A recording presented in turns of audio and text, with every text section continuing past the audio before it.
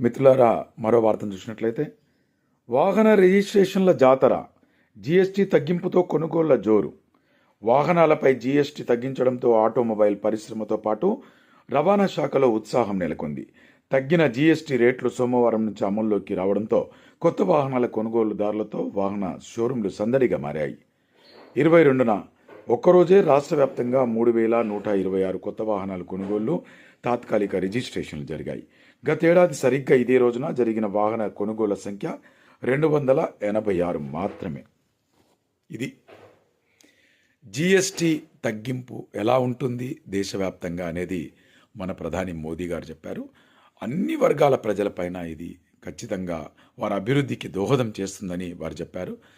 మనం గడిచిన రోజులోనే మనం న్యూస్ చూసుకున్నాం. ఇది పరిస్థితి. రాష్ట్ర వ్యాప్తంగా కూడా వాహన కొనుగోళ్లు, రిజిస్ట్రేషన్లు మొత్తంగా పెరిగిపోయాయి.